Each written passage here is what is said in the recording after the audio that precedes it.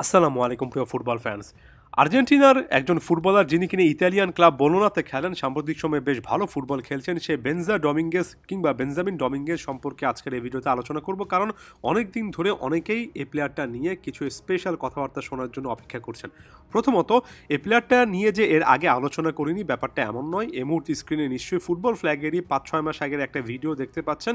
এই ক্লাবটাতে আসার আগে বেঞ্জামিন ডমিঙ্গেস সম্পর্কে কিন্তু সেখানে আলোচনা করেছিলাম এবং খুবই ক্লিয়ারলি বলেছিলাম যে একটু সময়ের জন্য অপেক্ষা করতে হবে, বেশ কয়েকটা ম্যাচ খেলার পরে তারপর আসলে বোঝা যাবে যে বেঞ্জামিন ডমিঙ্গেজের ওভারঅল অবস্থাটা কি।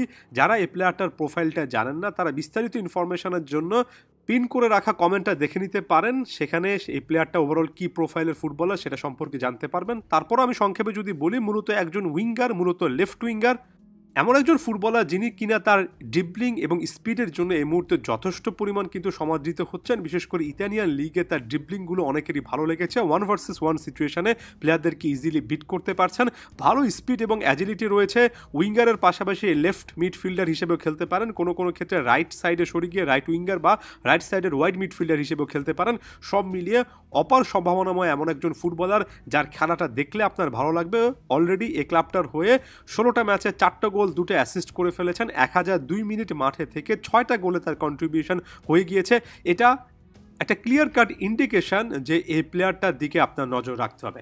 এখন এই প্লেয়ারটা সম্পর্কে যে আমরা এত আলোচনা করছি, এর নেপথ্যে একটা বড় রকমের কারণ বল পায় তার স্কিল। আপনি যদি তাকে ডিফেন্ডারদেরকে কিভাবে তিনি টেক অন করছেন সেটা দেখেন, কিংবা মিডফিল্ডের নানা জায়গায় তিনি কিভাবে বল রিসিভ করছেন, কিভাবে প্রতিপক্ষকে আসলে সেখানে বোকা বানাচ্ছেন, এই জিনিসগুলো, এই ক্লিপগুলো দেখে আসেন, আপনার কাছে সুপ্রিমলি ট্যালেন্টেড একজন attacking midfielder plus left winger, বিশেষ করে উইংয়ে যথেষ্ট দক্ষ এমন একজন ফুটবলার মনে হবে।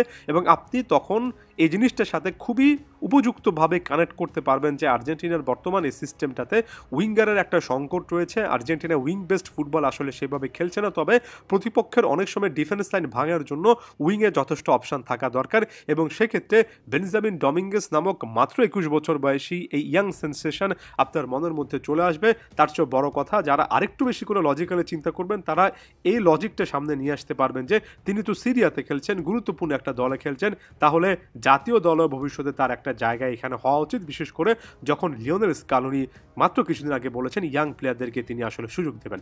অতি সম্প্রতি আমি আর্জেন্টিনার বেশ কয়েকটা মিডিয়ার বেশ কয়েকটা রিপোর্ট পড়েছি, যেমন টিওএসএ স্পোর্টসের অনেক রিপোর্টের বেসিসে তো আমি আসলে কন্টেন্টই বানিয়েছি।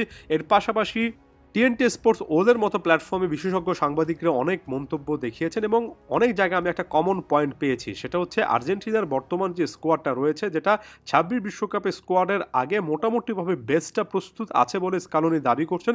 সেখানে সব রকমের অ্যাটাকিং অপশান আছে, তবে দুই সাইডের উইংয়ে, লেফট উইং এবং রাইট উইংয়ে আরও প্লেয়ার নেওয়া দরকার কিনা, আরও অপশান নেওয়া দরকার কিনা, সেটা নিয়ে একটা প্রশ্নের জায়গা থেকে যাচ্ছে। এবং সে প্রশ্নের জায়গার সমাধান হিসেবে বেঞ্জামিন ডমিঙ্গেস এবং আরও কয়েকজন ফুটবলার কিন্তু আসলে লাইমলাইটে চলে আসেন, যাদের সম্পর্কে আলাদা দুটো ভিডিওতে আর্জেন্টিনার পাঁচজন করে ইয়াং প্রসপেক্ট সম্পর্কেও আলোচনা করেছে, সেখানেও এই পয়েন্টটা উঠে এসেছিল। তবে একই সঙ্গে এটাও উঠে এসেছিল যে আপনি যদি লেফট উইংয়ের কথা চিন্তা করেন, লেফট উইঙ্গার হিসেবে যদি আপনি প্লেয়ার প্রোফাইল বাঁচতে চান আপনার একটা স্কোয়াডের জন্য, যেটা শেষ পর্যন্ত 23 থেকে 26 জনের হবে, সেখানে আলেহান্ড্রো গার্নাচো নামক একটা অপশনও কিছু আছে এবং আরও ওয়েল স্টাবলিশ অপশন এই মুহূর্তে বলা চলে।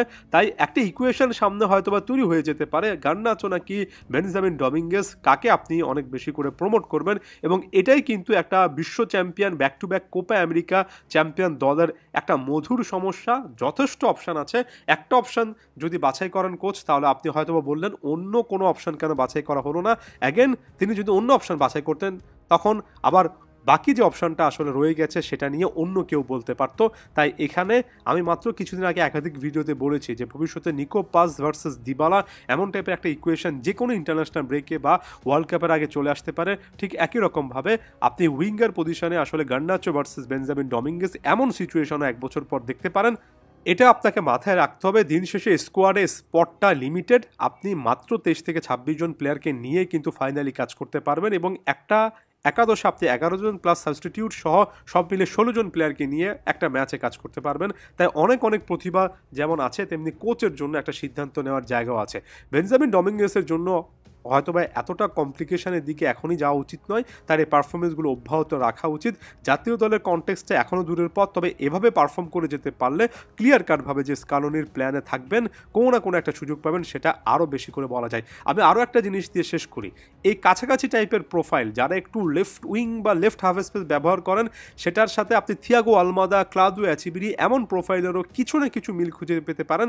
তাই ভবিষ্যতে জাতীয় দলে আসার পথটা আরও অনেক কঠিন হতে পারে। তবে এই মুহূর্তে যেটা বেনজা ডমিঙ্গেজ সবচেয়ে ভালো করছেন বা সামনে করতে পারেন, সেটা হচ্ছে এই পারফরমেন্সগুলো অব্যাহত রাখা, কারণ এই পারফরমেন্সগুলো আস্তে আস্তে তার দিকে নজরটা আরও বেশি করে নিয়ে আসবে। যত লম্বা সময় ধরে এমন পারফরমেন্স তিনি অব্যাহত রাখতে পারবেন, সামনে তার সম্পর্কে আমরা ঠিক তত বেশি আলোচনা করতে পারবো। ধন্যবাদ সবাইকে।